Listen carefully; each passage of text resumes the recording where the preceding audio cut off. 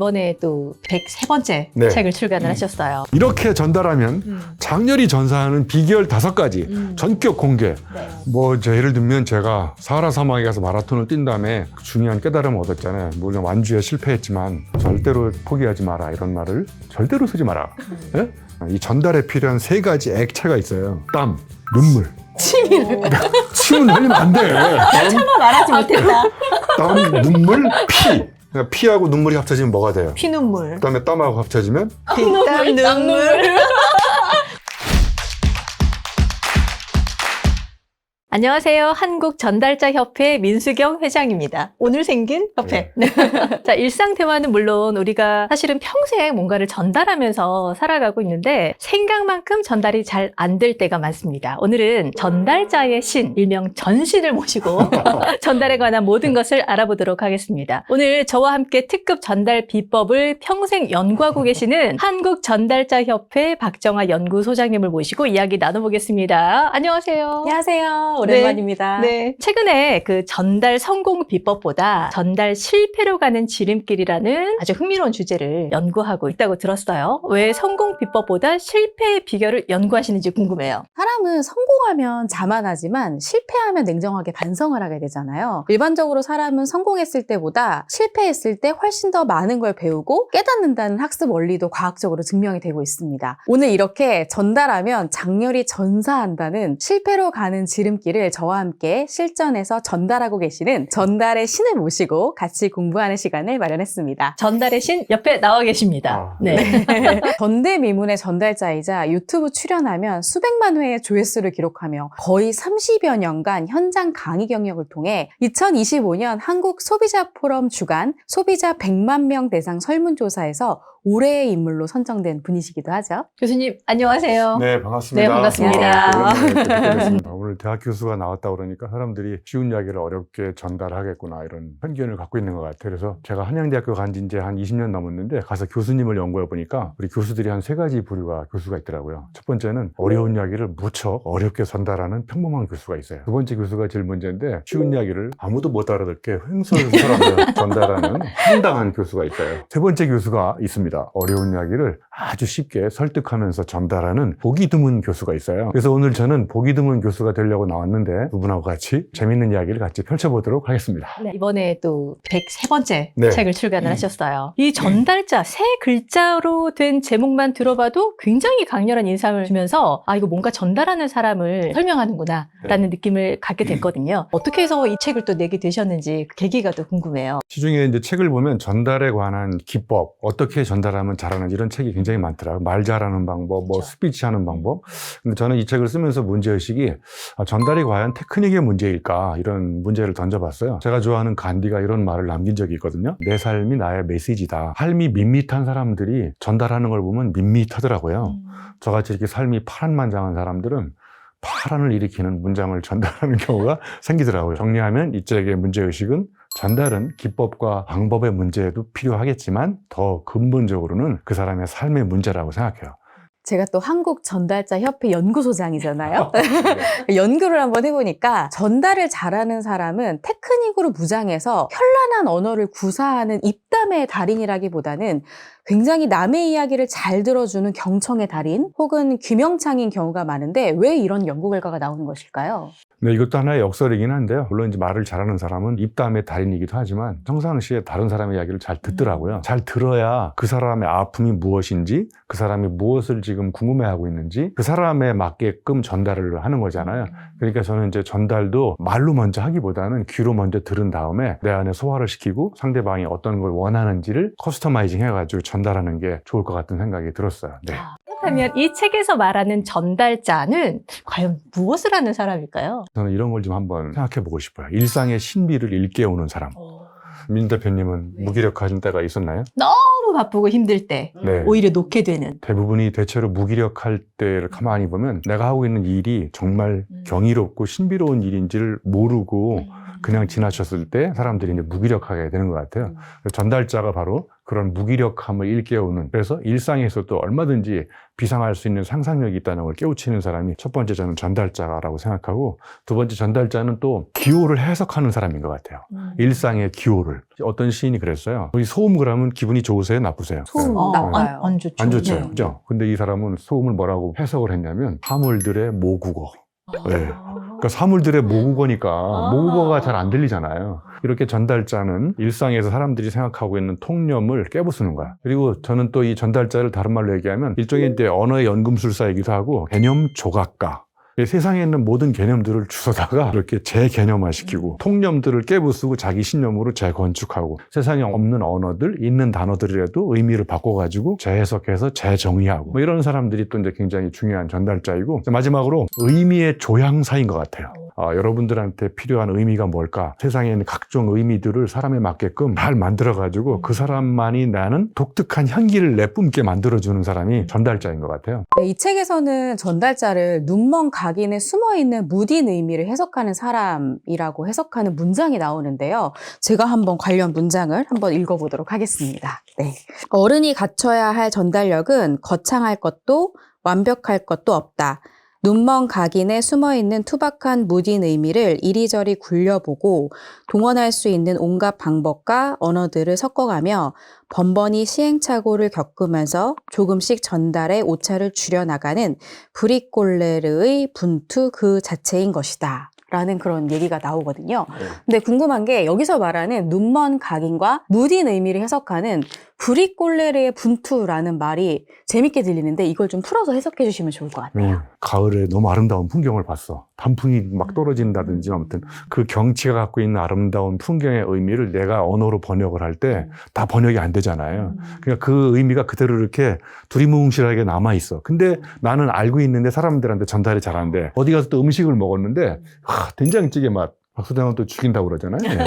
근데 된장찌개 맛이 정말 형언할 수 없는 맛을 갖고 있는데 그 맛을 언어로 번역하려고 그러니까 또 안 돼. 이런 게 눈먼 각인. 그럼 눈먼 각인에 내 몸속에 뭔가 강렬한 흔적으로 남아있어. 근데 이거를 뭐라고 번역하려고 벼려도 표현이 잘 안 되는 게 이제 무딘 의미거든요. 그래서 소설가 배수아 씨는 이거를 언어로 이렇게 표현했어요. 언어의 틈새. 그러니까 저쪽의 풍경과 내 안에 갖고 있는 언어가 번역을 해서 풍경을 제대로 표현하는데 불구하고 여전히 저 풍경은 속 시원하게 표현이 안 돼 있는 그 언어와 풍경 사이의 거리를 언어의 틈새라고 번역한 거예요. 그래서 전달이라는 것은 이런 눈먼 각인과 무딘 의미 사이에 언어의 틈새를 메꾸려고 계속 노력을 하는데, 제가 여기다 왜 브리꼴레르라고 썼냐면, 여러분 브리꼴레르 그러면 맥가이버를 떠올리면 되거든요. 맥가이버가 문제가 발생했을 때 매뉴얼을 참고해서 문제를 해결하나요? 책을 보고? 그렇지 않잖아요. 현장에 가용한 도구와 지식을 활용해서 문제에 대입하잖아요. 내가 예를 들면 맥주를 따먹고 싶은데 오프너가 없어. 그러면 레이저 포인터나 뭐 볼펜 이런 걸로 따잖아요. 문지방으로 따고. 응? 그러니까 원래 용도가 볼펜이나 문지방이었는데 이게 내가 문제를 해결하려고 하다 보니까 이게 이제 뭘로 바뀌어? 오픈으로 바뀌는 거예요. 그러니까 브리꼴레르는 주어진 상황에서 내가 갖고 있는 언어를 다 동원해가지고 저 눈먼 각인과 무딘 의미 사이에 있는 격차를 좁히려고 계속 임기응변력을 발휘해가지고 노력하는 이런 거를 저는 이제 브리꼴레르라고 한 거죠. 눈먼 각인과 무딘 의미의 이 연장선상에서 진정한 전달은 투명하지 않고 강렬한 자극이 왔지만 그것의 의미가 무엇인지를 생각해보게 만드는 것이다. 교수님이 이렇게 이제 주장을 하셨단 말이에요. 네. 왜 그런지 설명을 좀 부탁드릴게요. 전달이라는 게 예를 들면 이런 거죠. 남자는 블루투스고 여자는 와이파이야. 혹시 이해가 가시나요? 틈새를 좀 메꿔주셔야 될 것 그럼 같아요. 제가 이제 시작을 하는 거죠.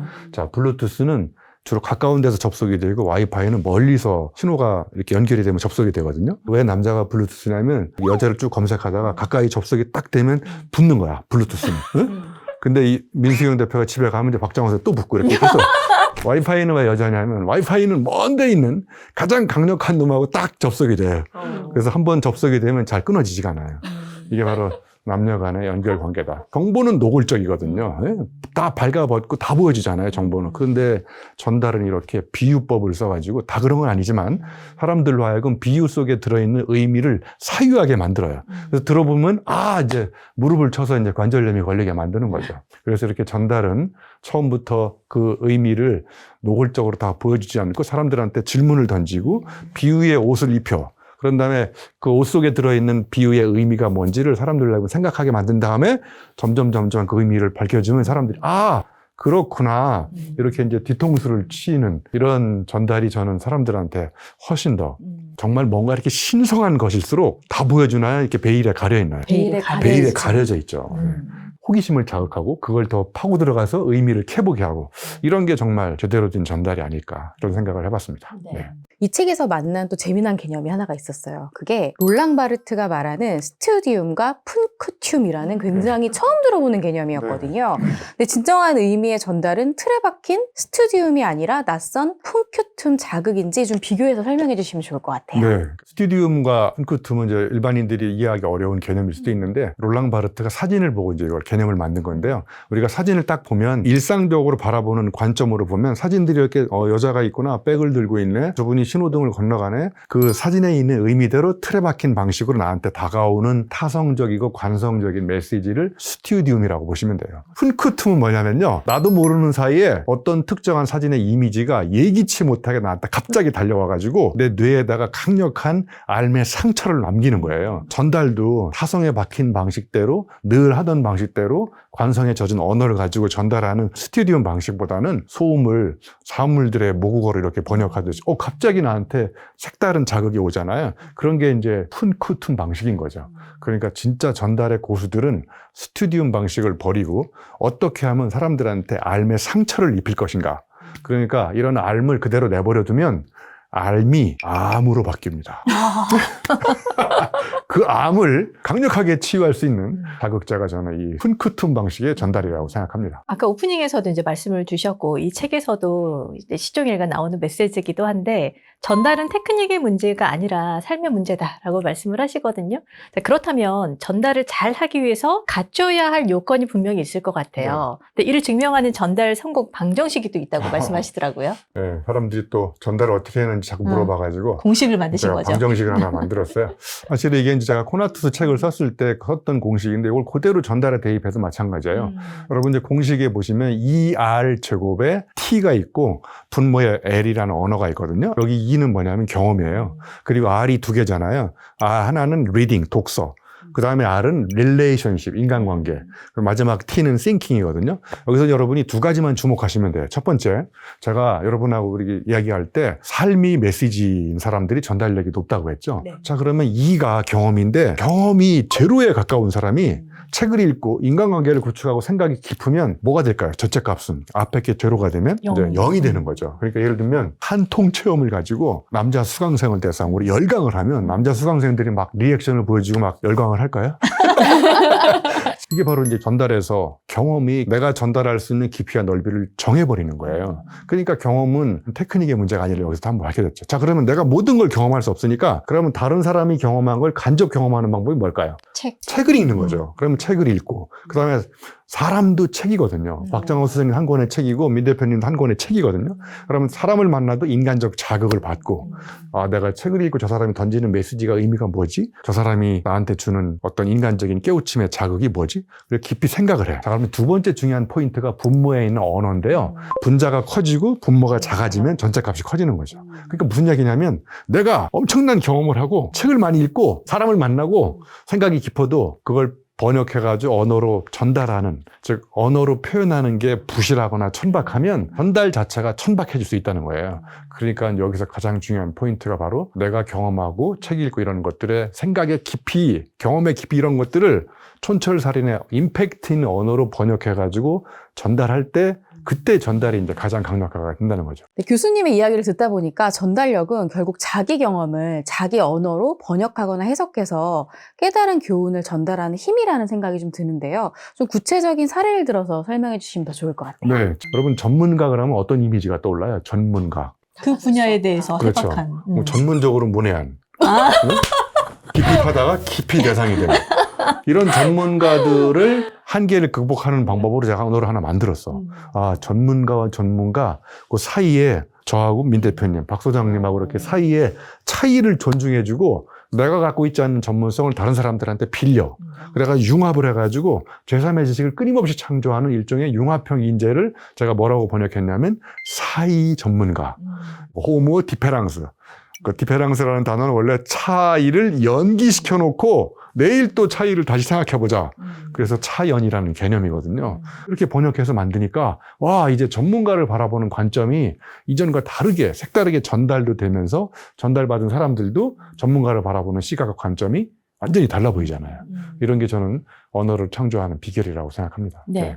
또 이 책에 보면 마케팅과 브랜딩의 차이, 그러니까 퍼스널 브랜드와 휴먼 브랜드의 차이를 전달자에 비추어서 아주 흥미롭게 설명을 해주시는데요. 네. 바로 그 차이점이 전달력의 차이를 가져오는 거겠죠?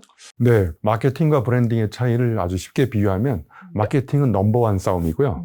브랜딩은 온리원 싸움이에요. 네. 자, 그럼 이미지가 어떻게 딱 오시나요? 네. 넘버원과 온리원. 100m를 10명이서 똑같이 출발하면 넘버원 경쟁이야. 1등은 그럼 영원히 1등이 될까요? 그러니까 레드오션에서 계속 싸워야 되거든요. 근데 100m를 360도 방향으로 뛰면 누가 경쟁 상대가 될까요? 어제의 내가 했던 경쟁 상대가 되는 거죠.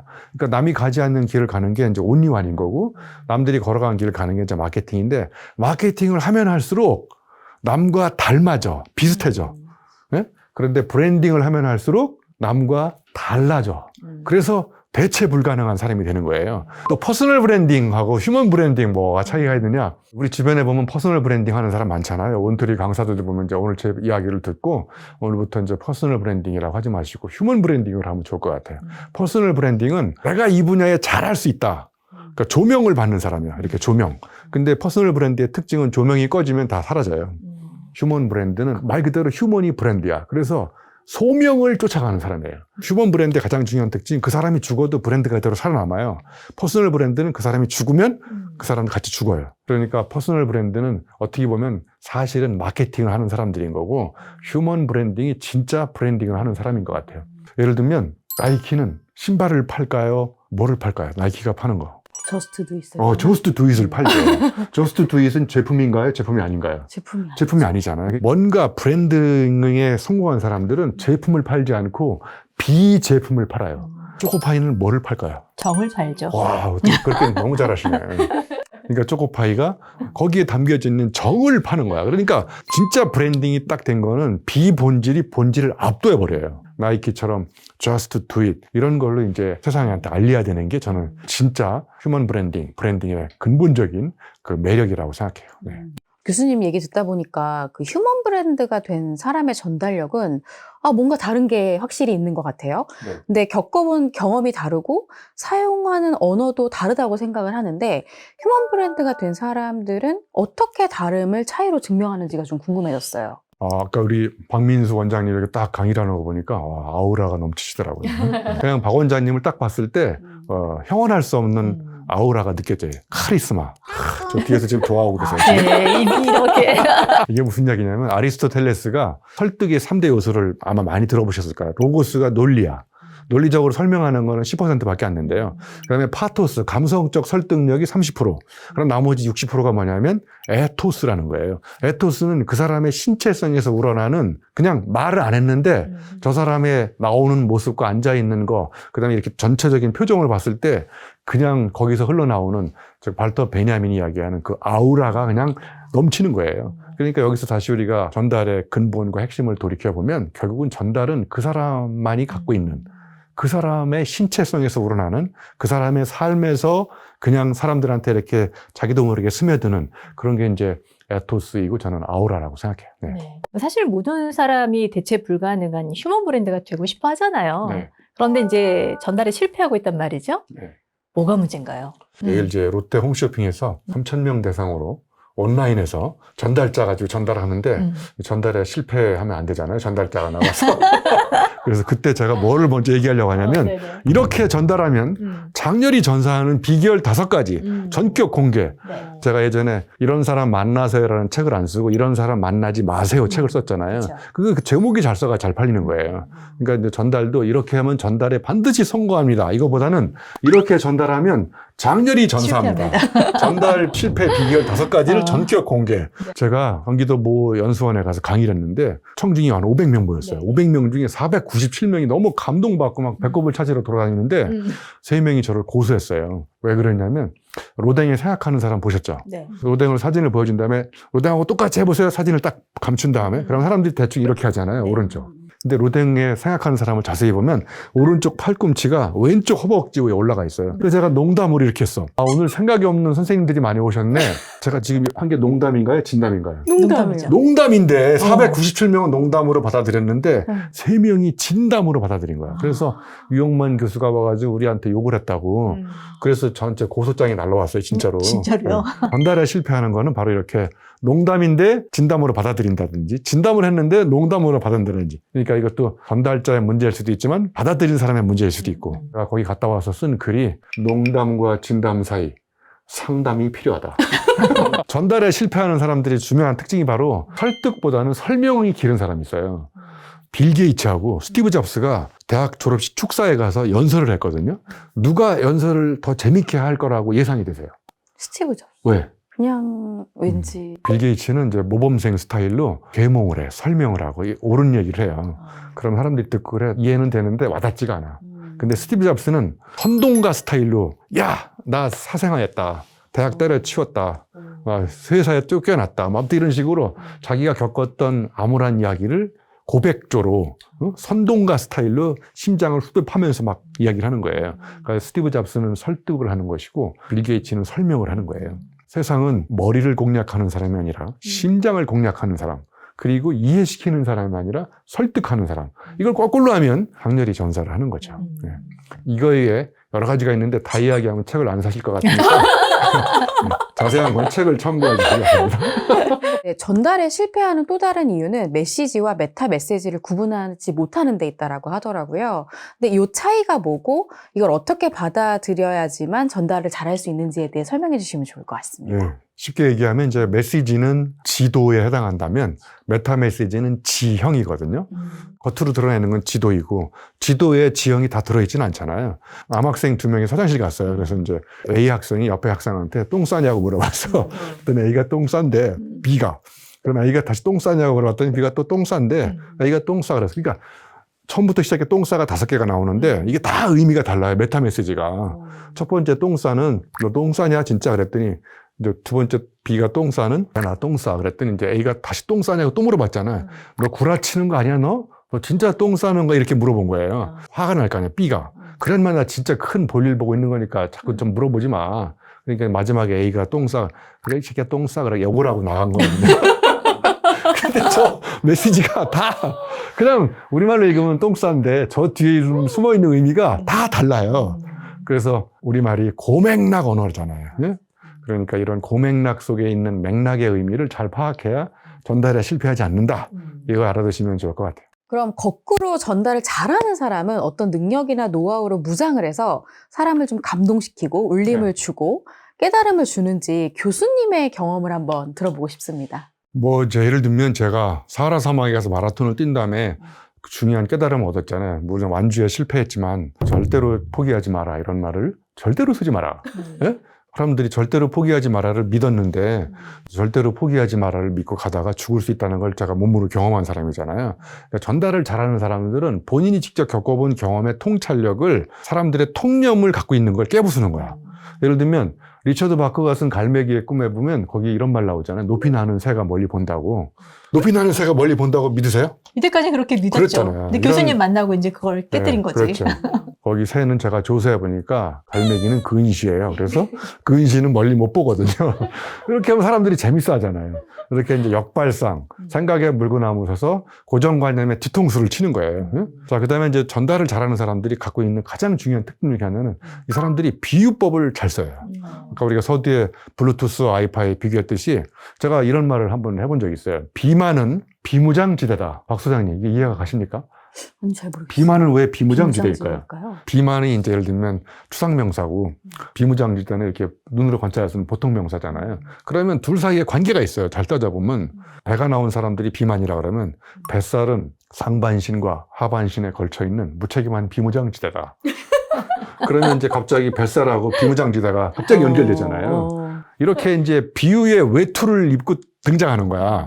그러면 사람들은 비유의 외투를 입고 등장하는 사람을 보면 본성상 저 외투를 자꾸 벗기고 싶잖아요.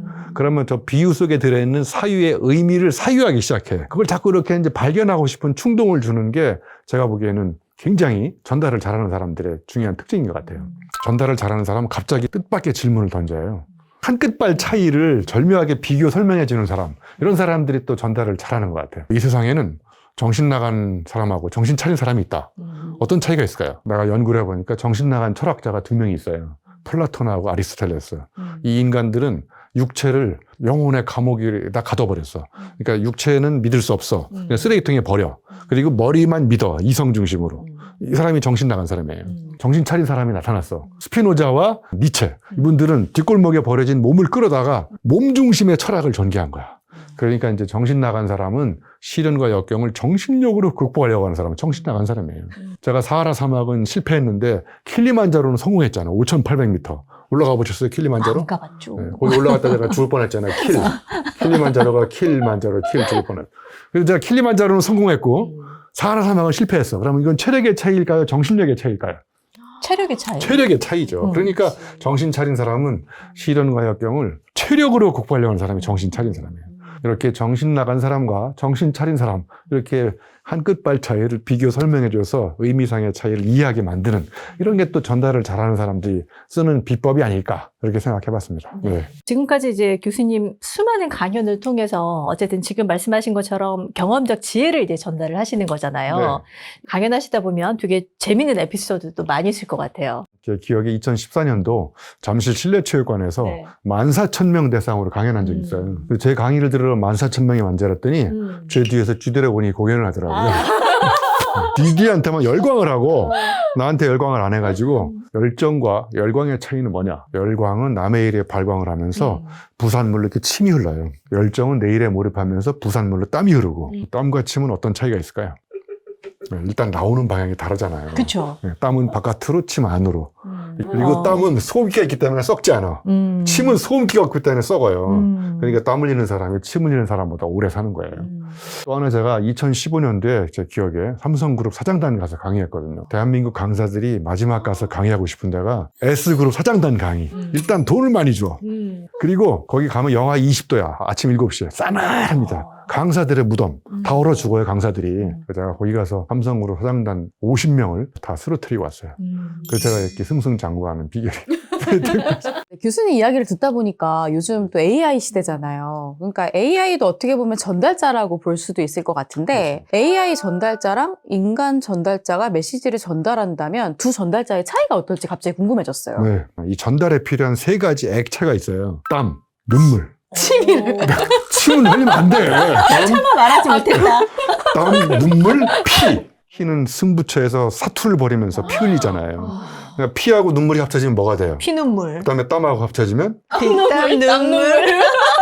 사람의 전달자는 뭘로 전달하는 거냐면요, 땀 흘리고 눈물 흘리고 피눈물 피땀 흘리고 이런 경험을 가지고 진정성 있게 전달하는 거예요. 그러니까 체중이 실린 언어로 전달하니까 사람의 전달은 감동받지만, AI의 전달은 감탄사는 막 연발하게 할 수 있지만 사람들을 막 눈물 흘리게 하고 이런 거는, 왜냐하면 AI는 그 3가지 액체가 없거든요.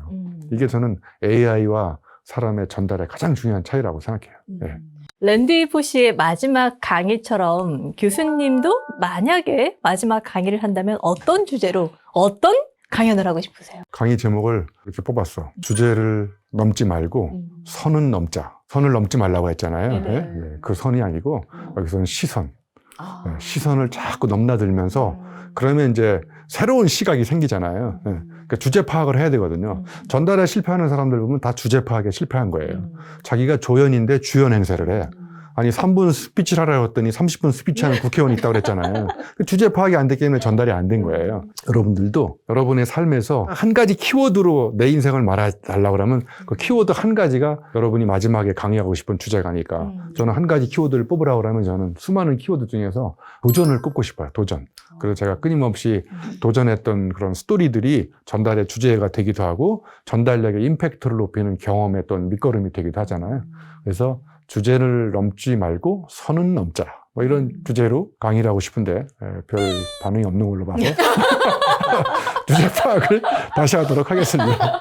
네, 정말 시간이 정말 순식간에 이렇게 지나갔어요. 이제 마지막 질문 드려야 될 것 같은데, 이 책을 읽고 싶은 독자, 읽고 있는 독자들에게 마지막으로 전달하고 싶은 메시지가 있으시다면 한 말씀 부탁드립니다. 네, 어느 분이 얘기했잖아요. 좋은 영화는 관객들한테 답을 주는 영화가 아니라 질문을 던지는 영화가 좋은 영화라고 하더라고요. 그러니까 영화가 끝났는데 저 주인공이 저때 저런 말한 메시지의 의미가 뭐지?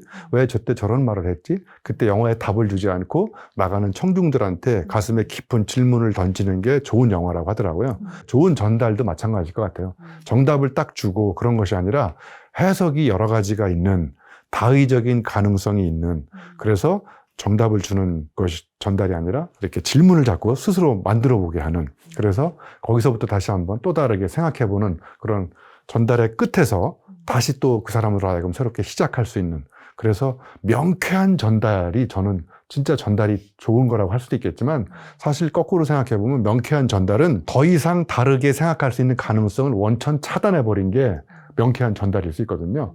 그러니까 아까 우리가 토론했던 것처럼 눈먼 각인을 던져가지고 그 각인 속에 들어있는 무딘 의미를 계속 반추하면서 생각해보게 하는 게 좋은 전달이 아닐까. 여러분들도 그런 전달로 여러분의 인생을 잘 전달하는 사람이 됐으면 좋겠습니다. 네, 오늘 함께 해주셔서 정말 감사드립니다. 네, 내일 생방송도 화이팅입니다. 교수님. 네, 고맙습니다. 저 갈 거예요. 아 진짜? 음. 나는? 지금 여기서 인사드릴게요. 고맙습니다. 네, 고맙습니다.